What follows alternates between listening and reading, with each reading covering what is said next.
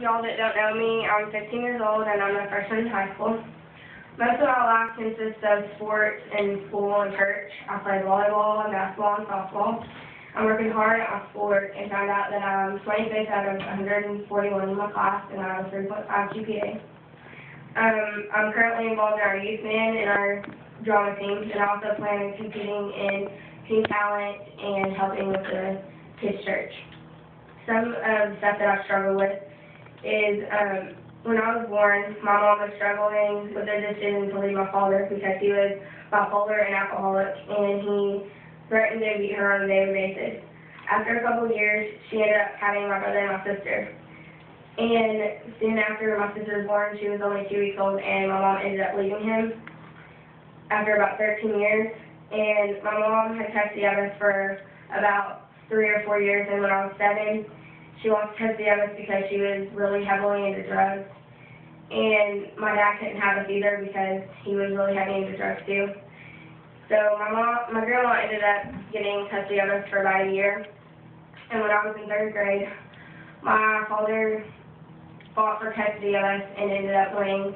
And everybody thought that he was really straightened out, but he wasn't. He was still an alcoholic, and he was still bipolar. He didn't take his medicine, so he would get very angry or upset when he was drinking.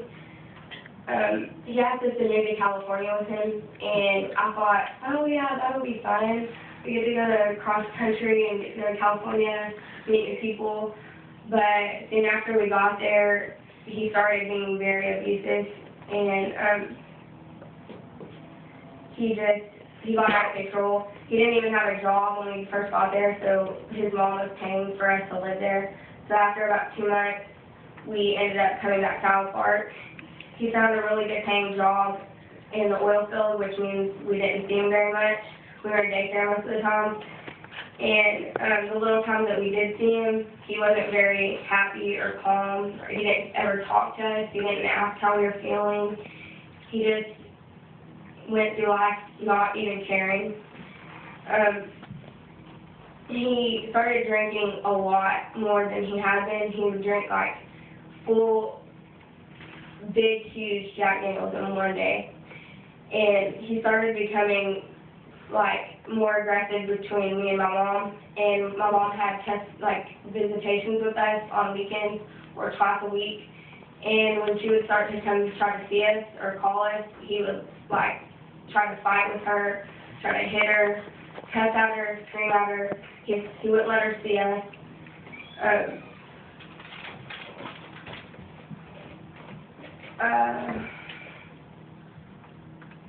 He started beating us so much that I started getting bruises and welts and stuff on me. And my teacher started noticing, so I had to go through CPS through the school. They ended up coming to my dad's house a couple of times and trying to figure out what was going on, but they never really caught on. They just thought that it was just once or twice and it wasn't happening often. He asked us again in 6th grade to move to California with him, and all of us didn't want to go. He set us down and asked us one by one, me, my brother, and my sister, if we wanted to go to California with him, or if we wanted to move with my mom. And I remember crying for like 3 hours because he's like, why don't you want to live with me? Like, what have I ever done to you?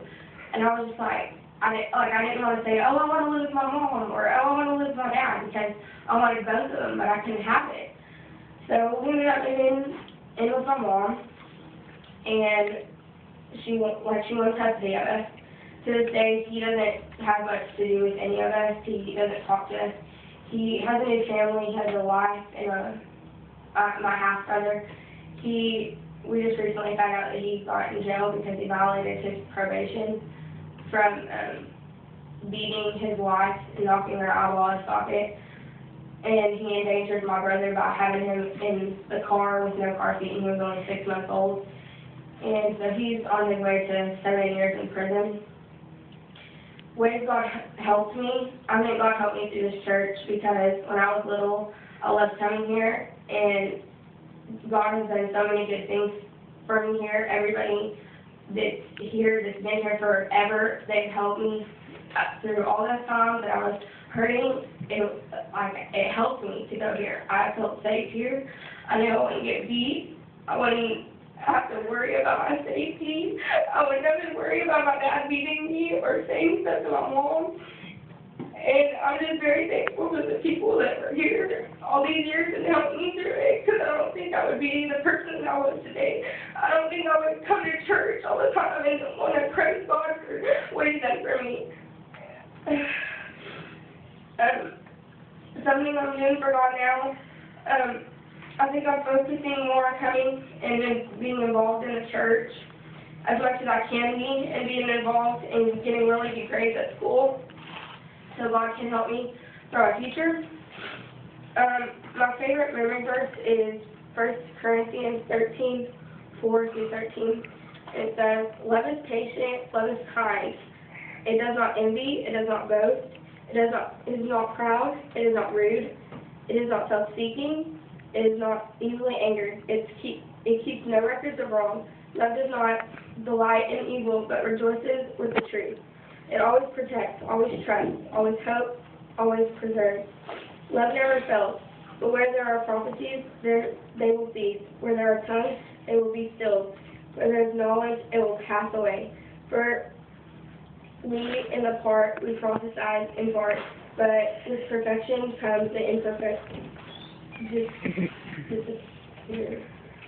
When I was a child, I talked like a child. I thought like a child. I reasoned like a child. When I came a man, I put childish ways behind me. Now we see but a full reflection as in the mirror. Then we shall see face to face. Now I know in my part. Then I shall know fully, even as I am fully known. And now these three remain: faith, hope, and love. But the greatest of these is love." This verse means a lot to me because even though I've been hurt, I thought I can't trust people or anything, I can still push through it. I can still find somebody that can love me. I can still have friendships and stuff that I know people won't do me wrong. And things I hope to see in my future. I hope God helps me be a better Christian. I hope He helps me make and help my mistakes that I'm going to make. I hope He leads me in the right direction and tells me the plans He wants for my future. I hope He calls me into some kind of ministry. And I hope He helps me find what kind of career to choose. And lastly, I hope He helps me make wise decisions in the years to come with not only school, but people, relationships, and difficult decisions that I need to make.